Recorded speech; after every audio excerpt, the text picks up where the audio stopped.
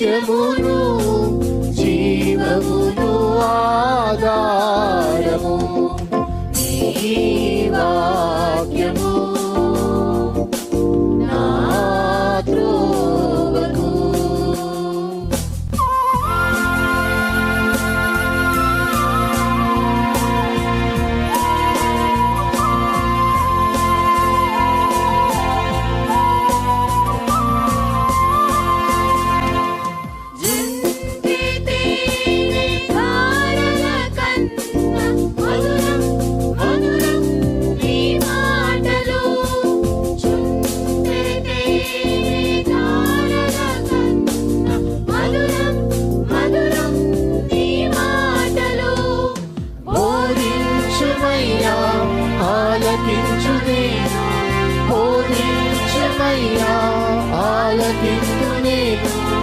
అనుసరింతునయ్యా ఆత్మశక్తితో, అనుసరింతునయ్యా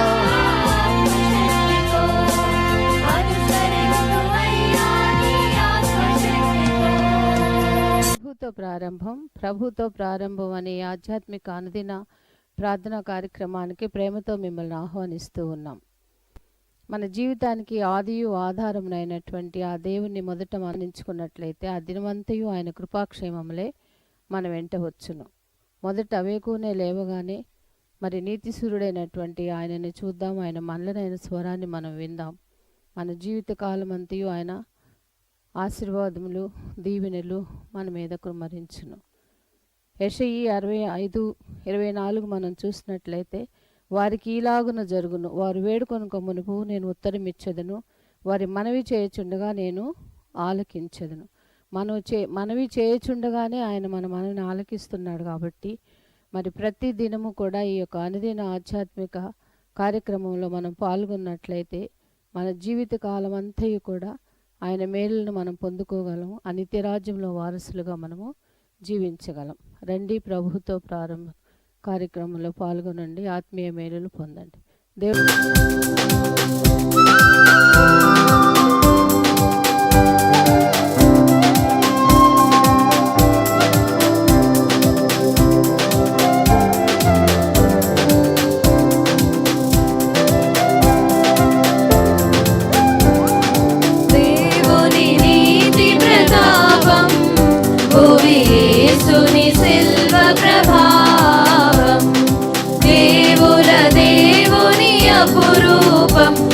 యేసుని నామ స్వరూపం, దేవ యెహోవా సువాక్యం సౌభాగ్యం, దైవజనుల హృదయానందం.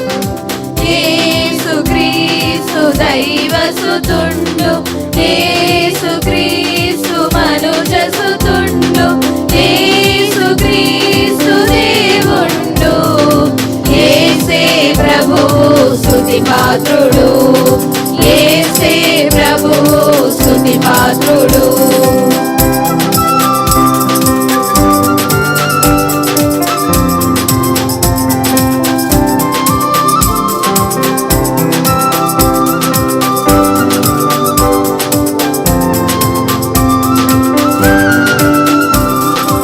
ఆద్యంతరహిత కీర్తి, అవతార శ్రమాచనమూర్తి, ఆకాశరాసుల అధిపతి,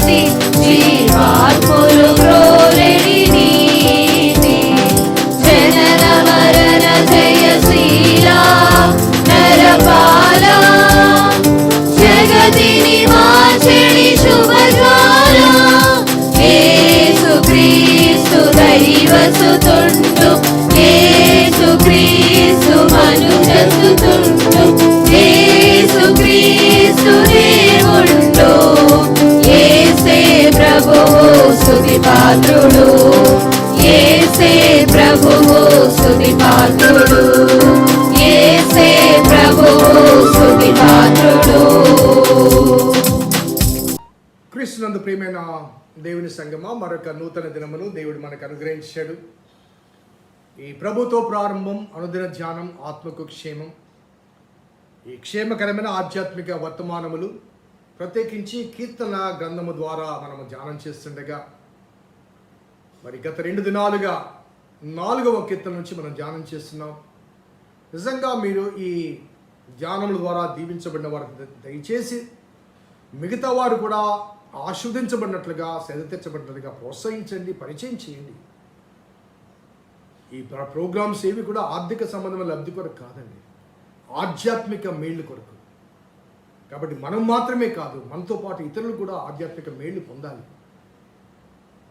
దయచేసి వారిని సబ్స్క్రైబ్ చేసుకోమని చెప్పండి. తద్వారా వారికి ప్రతిరోజు వాక్యము చెప్పకనే ముందుగానే వారికి వెళ్తుంది, వారి ఫోన్లోకి లేకపోతే వారి టీవీలోకి. ఇది మానిటైజేషన్ కోసం కాదండి, మనకు ఆ అవకాశం లేదు. We're not applied for it. It's only for spiritual blessings and benefits. చేస్తారు కదా, ప్రార్థన చేద్దాం. కృపగల దేవా, దయగల తండ్రి, మీ పాదములకు స్తోత్రము చెల్లిస్తున్నాం నాయన. నీ ఉచితమైన దయా సంకల్పాన్ని బట్టి నీ ప్రేమలో మేము కొనసాగుతుండగా అనుదినము మీరు మీ వాక్యం చేత మమ్మల్ని ప్రోత్సహిస్తున్నందుకు స్తుతులు చెల్లిస్తాం. ఈనాటి ధ్యానం కొరకు మేము నిరీక్షిస్తుండగా మీరే మీ లేఖనాల్లోంచి కొన్ని అంశాలు మాకు బోధించమని మా రక్షకుడైన యేసు నామమున అడిగి వేడుకొంచున్నాం తండ్రి, ఆమేన్. నా నీతికి ఆధారమగు దేవా, నేను మొరపెట్టినప్పుడు నాకు ఉత్తరమిమ్ము. ఇరుకులో నాకు విశాలత కలగచేసిన వాడవు నీవే. మొదటి లైన్లో నా నీతికి ఆధారమగు దేవా, నేను మొరపెట్టిన నాకు ఉత్తరమిమ్ము. Give me the answer whenever I pray. ఆ మాటలో ఇమ్మీడియట్గా చెప్తున్నా ఇంకొక మాట ఏంటంటే, ఇరుకులో నాకు విశాలత కలగచేసిన వాడవు నీవే. సో మొదటి మాట నాకు ఉత్తరం మిమ్ము, అది ద ప్రజెంట్ ఆర్ ఫ్యూచర్ టెన్స్ని చూపిస్తుంది. ఉత్తరం మిమ్ము అంటే ఇప్పుడు, రాబోయే కాలంలో. ఇమ్మీడియట్గా రెండవ లైన్ ఏంటంటే, ఇరుకులో నాకు విశాలత కలగచేసిన వాడవు నీవే. అందుకే ఇందాక చెప్పాను. సో ప్రస్తుత స్థితిలో నీ సమస్యను, నా సమస్య గురించి మనము కలత చెందక ముందు గతములో అనగా ఇరుకులో ఉన్నప్పుడు దేవుడు ఏ రీతిగా విశాలత కలగచేశాడో ఆ సాక్ష్యాన్ని సాదృశ్యంగా తీసుకున్నప్పుడు ప్రస్తుత స్థితి కానీ, ప్రస్తుత పరిస్థితి కానీ, ప్రస్తుత సమస్య కానీ, అలాగే రాబోయే కాలంలో జరిగే సమస్యలు కానీ మనల్ని బాధించవు, భయపెట్టవు.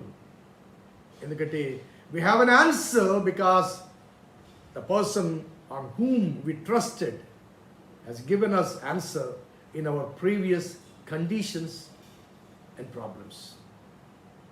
సో ఇరుకులో నాకు విశాలత కలగచేసిన వాడువు నీవే అంటూ మరి గతాన్ని జ్ఞాపకము చేసుకుంటున్నాడు.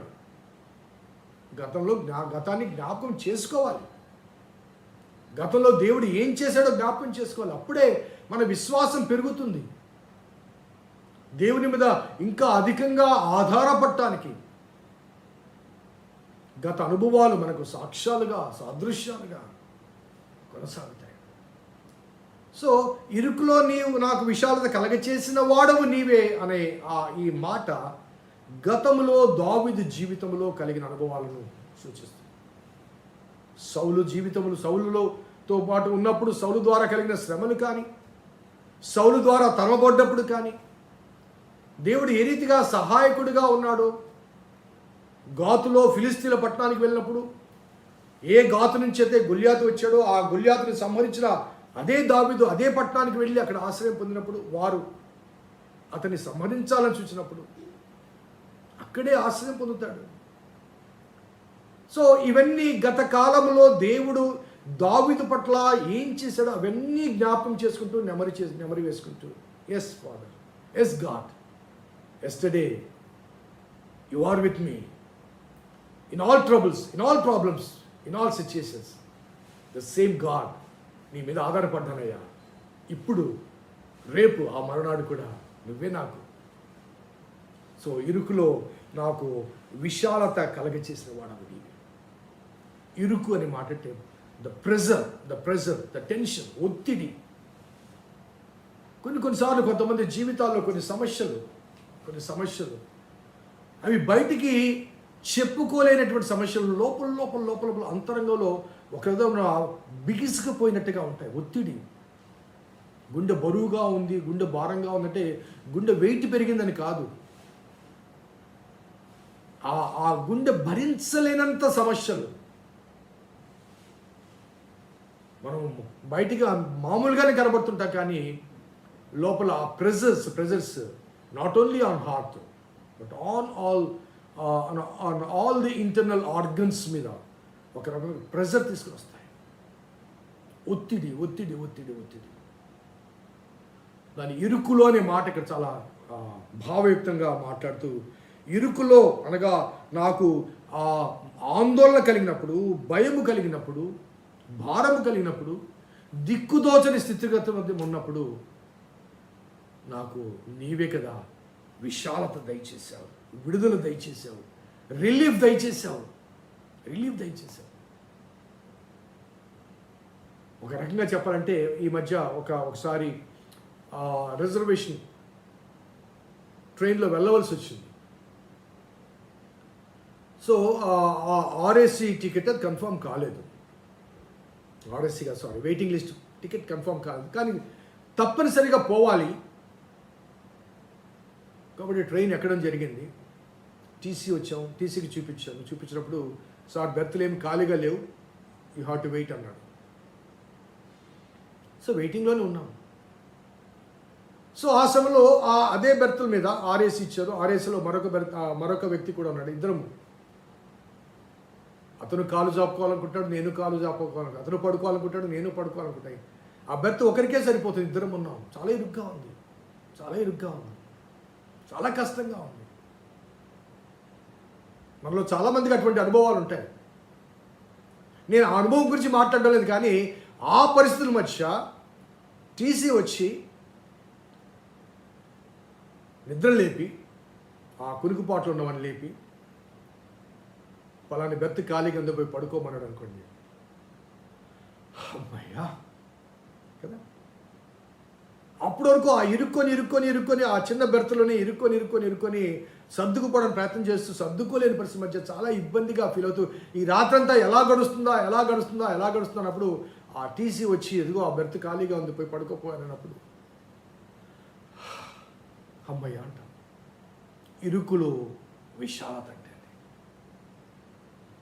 కొన్ని సమస్యలు మనకు తెలియకుండానే పరిష్కరించబడినప్పుడు, అనుకోని స్థితిగతుల మధ్య అనుకోని ప్రదేశం నుంచి మనకు సహాయము చేయుత వచ్చినప్పుడు, అన్ఎక్స్పెక్టెడ్ సిచ్యుయేషన్లోంచి మనకు సహాయం వచ్చినప్పుడు నమ్మలేకపోతున్నానండి, ఈ సహాయం ఎలా వచ్చిందో నమ్మలేకపోతున్నానండి అని ఎక్స్ప్రెస్ చేసిన అనుభవాలు చాలా ఉంటాయి కదా. So David had such an experiences. గతంలో చాలా నేను నమ్మలేని రీతిగా సహాయం చేశావు. ఇరుకుల్లో కొనసాగాను, అడుగులమ్మడి పరిగెత్తాను, పారిపోయాను. ఇరుకుల్లో నాకు విశాలత చేశాను. ఇది ఎగ్జామినేషన్ సీజన్ అండి. మన బిడ్డలు ఎగ్జామ్స్ రాస్తున్నారు. 10th క్లాస్ ఇంటర్మీడియట్ ఎగ్జామ్స్ ఇప్పుడు జరుగుతున్నాయి. 18th నుంచి 10th క్లాస్ ఎగ్జామ్స్ జరుగుతున్నాయి. సో ఆ ఎగ్జామ్స్ ఆ కాలమంతా కూడా, ఎగ్జామ్స్ రాయడానికి సిద్ధపడే కాలమంతా కూడా ఒక విధంగా ఒత్తిడి, ప్రెజర్. ఎలా చదువుతానో, జ్ఞాపకం ఉంటుందో లేదో, ఏ ప్రశ్నలు వస్తాయో ఏమో, ఎగ్జామ్ హాల్ ఎలా ఉంటుందో ఏమో, అక్కడ ఇన్విజిలేటర్స్ ఎవరు వస్తారో ఏమో, ఏ ప్రశ్నలు వస్తాయో ఏమో, భయం. ఒక విధంగా ఇరుకు. వాటితో పాటుగా పేరెంట్స్ కూడా మా బిడ్డలు ఎట్లా రాస్తారో ఏమో, ఈ మధ్య కొంతమంది బిడ్డలకి ఎగ్జామినేషన్ ఫీవర్ వల్ల లేనిపోయిన అనారోగ్యతలు వచ్చాయి, ఆ టెన్షన్ వల్ల. సో ఈ ఒత్తిడితో ప్రారంభమైన వారి ఈ పరీక్షల కాలం ఒక్కసారి ఆలోచించండి. చివరి ఎగ్జామ్ రాసి బయటికి వచ్చిన తర్వాత వారికి ఏ పర్సంటేజ్ వస్తే దట్స్ ఎ డిఫరెంట్ ఇష్యూ, కానీ ఆ చివరి ఎగ్జామ్ రాసి బయటకు వచ్చిన తర్వాత ఎంతటి సంబరాన్ని వారు వ్యక్తపరుస్తారంటే, ఎంతటి సంబరాన్ని, సంతోషాన్ని. మనం చూస్తుంటాం కొన్ని కాలేజెస్ బస్సెస్ వెళ్తున్నప్పుడు వారు ఆ పేపర్స్ మొత్తం చించేసి రోడ్ల మీద పడేసి ఆనందాన్ని ఎక్స్ప్రెస్ చేస్తూ ఉంటారు. ఆ రోడ్లు అమ్మడి చిన్న చిత్తు కాగితాలు పడిపోయి ఉంటాయి. అవన్నీ కూడా వారు ఆ పరీక్షల కొరకు సిద్ధపాటు కొరకు సిద్ధపడిన ఆ పేపర్స్, నోట్స్ అవి ఇంకా అయిపోయింది, ఇంకా వాటితో పని లేదు. I'm relieved, a relief. ఇరుకులో నాకు విశాలత కలగచేసిన వాడవు నీవే.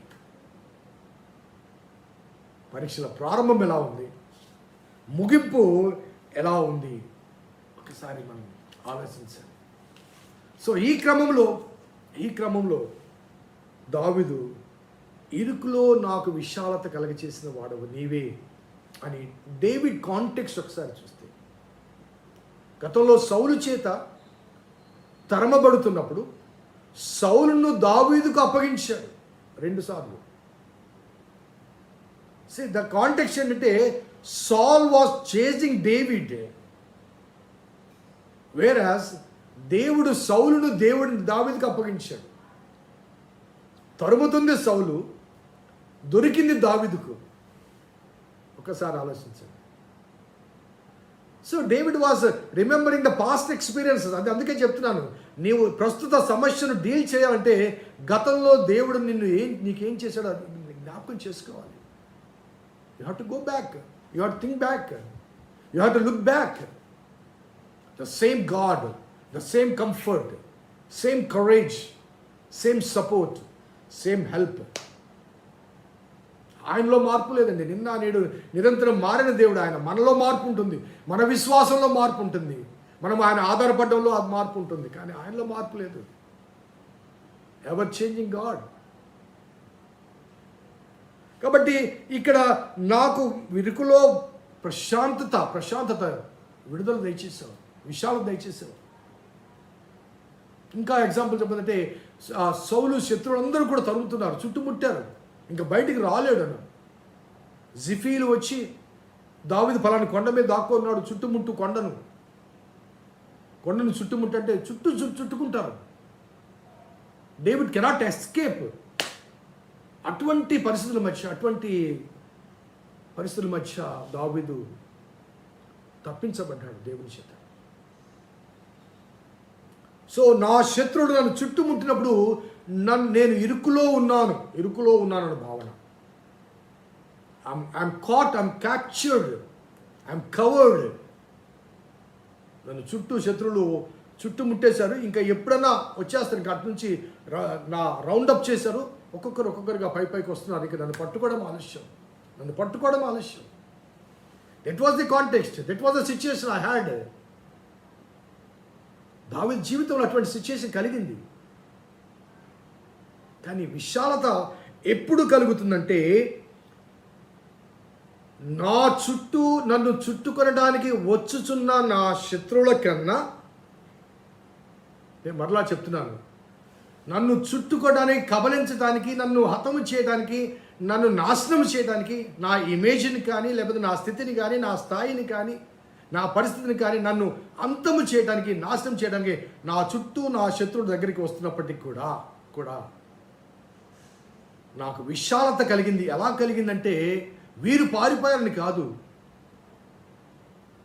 వీరికన్నా ముందు నా చుట్టూ మరొక కంచె ఉంది, మరొక కవచం ఉంది.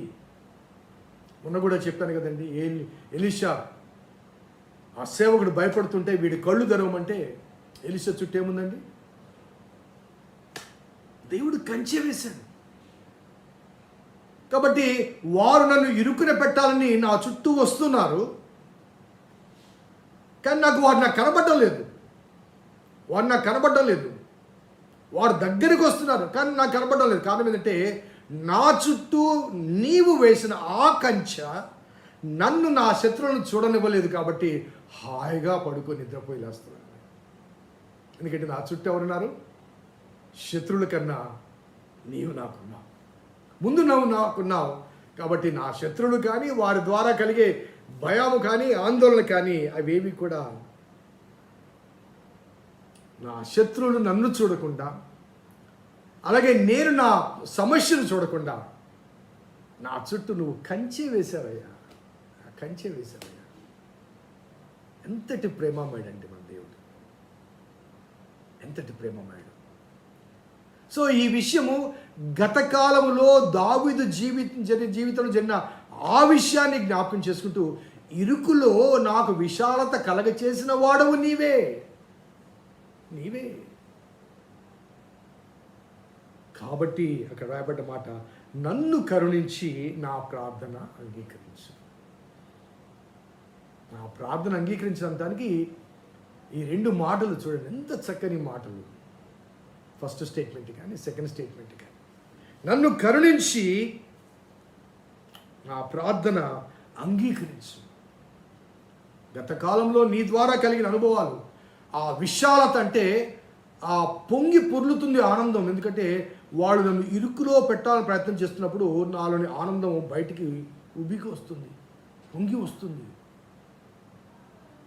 అటువంటి ఆనందకర అనుభవాల మధ్య దేవుడు నన్ను ఎప్పుడూ విడిచిపెట్టాడు, ఎప్పుడూ విడిచిపెట్టాడు. ఒక చిన్న సూచన చెప్తాను. ఇశ్రాయేలు జనాంగం అరణ్యంలోంచి, అనగా ఐగుప్తు నుంచి బయటకు వచ్చారు. ఆ అరణ్యంలో 40 సంవత్సరాలు దేవుడు వారిని మన్నా చేత పోషించాడు. ఎప్పుడన్నా దేవుడు ఒకరోజు వద్దులే అన్నాడా? ఈవెన్ ఆ సబ్బాతి దినమున, విశ్రాంతి దినమున కూడా ముందు రోజు కూర్చుకోమన్నాడు. ఆ విశ్రాంతి దినం యొక్క ఇంపార్టెన్స్ వారికి తెలియచేయబడాలి కాబట్టి. సో 40 లాంగ్ ఇయర్స్ వారి ప్రాణంలో దేవుడు వారి ఆకలి దప్పులు తీర్చాడు. దేవుడు వారి ఆకలి దప్పులు తీర్చాడు. God never seized. దేవుడు వెనక్కి అడుగు వేయలేదు, లేకపోతే వారికి తన సప్లైస్ కానీ తన సపోర్ట్ కానీ ఆపలేదు. కానీ ఒక దినాన ఆపాడు ఆయన, ఒక దినం ఆపాడు. ఎప్పుడో తెలుసండి, వారు కనాన్లో ప్రవేశించి సొంత భూమిని కలిగి, సొంతగా సేద్యాన్ని చేసుకుని, సొంతగా ఆహారాన్ని ఉత్పత్తి చేసుకునే ఆ స్థితికి వచ్చినప్పుడు, when they are standing on their own feet, అప్పుడు మన్నా ఆగిపోయింది. సో దేవుని సహాయం అలా ఉంటుందండి. సో మనముగా స్థిరపడేంత వరకు దేవుడు మన చేయి పట్టుకునే ఉంటాడు, బలపడేంత వరకు బలపరుస్తూ ఉంటాడు. విశ్వాసంలో స్థిరపడేంత వరకు విశ్వాసాన్ని కూడా పెంపొందింపచేస్తాడు. అల్ప విశ్వాసులను మరి విశ్వాసంలో స్థిరులుగా చేస్తాడు. Our God, never ceasing God unless until we are rooted strongly in Him. ఆయనలో స్థిరపడేంత వరకు కూడా. నా చుట్టూ శత్రువులు ఉన్నప్పటికీ కూడా వారికన్నా ముందుగా నా చుట్టూ నువ్వు కంచె వేశావు. ఆ కంచె ఆ శత్రువులను నా యొద్దకు రాకుండా చేయడం మాత్రమే కాకుండా, వారిని నేను చూడకుండా, ఆ చూచి భయపడకుండా నా చుట్టూ కంచె వేశావు ప్రభువా. That's my faith. That's the reason why I could able to come to you. ఆ అనుభవాన్ని బట్టి, ఆ గత అనుభవాన్ని బట్టి మరొకసారి వస్తున్నాను నీ దగ్గరికి ప్రార్థనతో. గతంలో నువ్వు చేసిన మేలను జ్ఞాపకం చేసుకుంటూ, రేపటి సమస్యలు కూడా ప్రభువా నేను ప్రార్థన చేస్తున్నాను, నన్ను కరుణించి నా ప్రార్థన అంగీకరించు. నాతో కలిసి ఈ ప్రార్థన చేయగలిగితే కరుణామయుడు తప్పనిసరిగా గత అనుభవాల పునాదుల మీద నేటి అనుభవాలకు విశ్వాస భవనాలు నిర్మింప చేస్తాడు. ప్రార్థన చేద్దాం. కృపగల దేవా, దైవ తండ్రి, మీ పాదములకు స్తోత్రము చెల్లిస్తున్నాం నాయన. నీ ఉచితమైన దయా సంకల్పాన్ని బట్టి మమ్మల్ని ప్రేమించి ప్రోత్సహించి అనుదినము అనుగ్రహిస్తున్న ఈ సువర్తమానములు బట్టి ప్రభాస్తుతులు చెల్లిస్తూ, ఎంతటి భావయుక్తమైన గుడార్థమైన మాటలు ఆనాడు దావీదు వ్రాసి ప్రధాన గాయకునికి అందించగా అవి నీ లేఖనాల్లో మాకు అందించబడి మా విశ్వాసానికి ఎంతగానో స్ఫూర్తినిస్తున్నాయి. మాకు ఈ విశుద్ధపరిచిన దేవుడు నీవు గనక సమస్త ఘనత మహిమా ప్రభావం నీకే ఆరోపిస్తూ మా విశ్వాస జీవిత యాత్రలో రాబోయే కాలంలో కానీ ప్రస్తుత కాలంలో కానీ గత అనుభవాలను నెమరు వేసుకుంటూ నీ మీద పరిపూర్ణంగా ఆధారపడి స్థిరపరచబట్టుకు సహాయం చేయమని మా రక్షకుడైన యేసు నామమున అడిగి వేడుకొంచున్నాం తండ్రి. ఆమేన్. తండ్రి, కుమార పరిశుద్ధాత్మ త్రియేక దేవుని దీవెన ఈ వాక్యం విన్న బిడ్డలకు, వాక్యాభిలాషులకు సదా తోడైనది గాక. ఆమేన్. God bless you. దేవుని దీవించును.